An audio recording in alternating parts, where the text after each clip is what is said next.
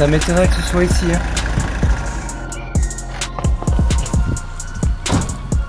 Super ce que tu viens de dégoter là. Tip top. Ah mais, elle était bien censée être ici cette aire de service, non? Ah ouais. C'est bizarre.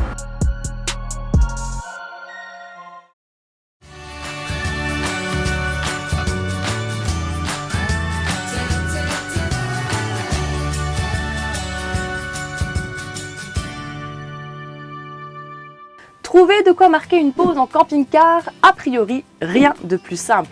Enfin, sauf quand on débute.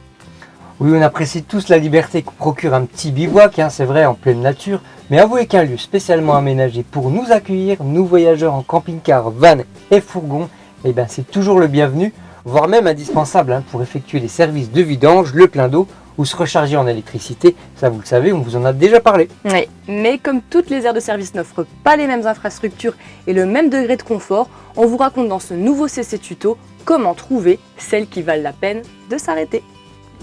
Du simple parking camping en passant par l'aire de service équipée de bornes électriques, de multiples solutions s'offrent aux voyageurs en véhicules de loisirs. Et avec plus de 6000 aires municipales ou privées, la France n'est pas loin d'être la championne du monde de l'accueil des camping-caristes. Vous allez pouvoir retrouver l'ensemble des solutions dans le guide officiel édité par Camping Car Magazine avec le concours de la Fédération Française de Camping-Car et Caravaning, la FFCC.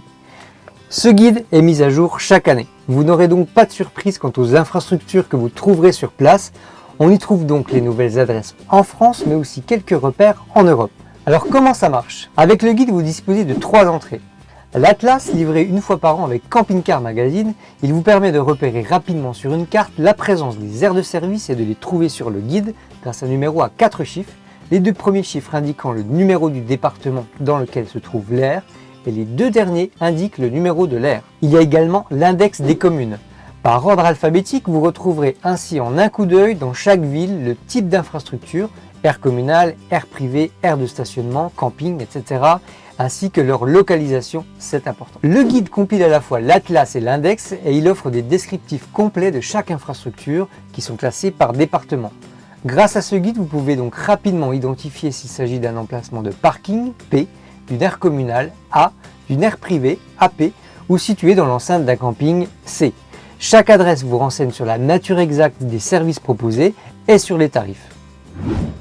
Bon à savoir, on sait que les campings peuvent être un peu chers pour y passer une seule nuit. La FFCC a donc développé un partenariat auprès de certains établissements, le Stop Accueil Camping Car, qui permet une halte d'une nuit entre 18h et jusqu'à 10h le lendemain et de bénéficier des services à des tarifs préférentiels à partir de 9 € pour les 2 étoiles, 11 € pour les 3 étoiles et 14 au-delà. Vous pouvez télécharger gratuitement sur le site ou en faire la demande. Il est également joint chaque année dans un numéro de Camping Car Magazine. Cette année, il était livré avec le numéro 378, daté de mai 2019.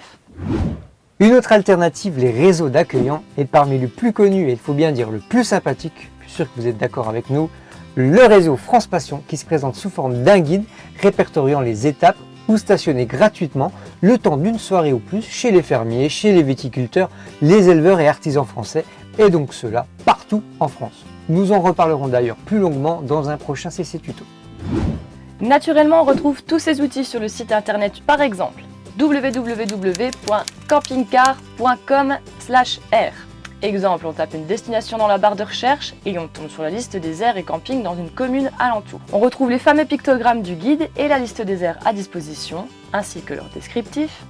Même chose pour France Passion, où vous pouvez retrouver les différentes informations sur les accueillants du réseau, si vous êtes adhérent, bien sûr. Vous pouvez également retrouver des applications de partage d'aires de service ou de stationnement de bivouac géolocalisées. La plus connue, celle que vous utilisez sans aucun doute, l'application Park4Night. C'est pratique, mais toutefois, prenez garde, gardez bien à l'esprit qu'il s'agit d'informations communiquées par les utilisateurs eux-mêmes et qu'il n'y a pas de vérification. Certaines erreurs peuvent se glisser. Prenez garde également quand vous sélectionnez une étape que le lieu soit vraiment autorisé au camping-car. A noter aussi, bien sûr, que certains GPS disposent de listes de camping et d'aires intégrées. L'inconvénient, c'est que c'est à vous de procéder aux mises à jour régulièrement en branchant l'appareil. L'avantage, c'est que si votre GPS couvre l'Europe, vous pourrez voyager en trouvant facilement des infrastructures disponibles sur les territoires européens. Vous le voyez donc, les solutions pour stationner ne manquent pas. À vous donc d'utiliser ces outils pour rendre vos voyages en camping-car encore plus agréables. Oui, et n'hésitez pas à partager vos expériences, vos Ouais. émotions et vos satisfactions en commentaire sous cette vidéo. Et n'oubliez pas non plus, si ce n'est pas encore fait, d'aimer cette vidéo et de vous abonner à nos chaînes Camping Car Magazine et Péripéties. Et d'ici là, Eh bien, bonne route!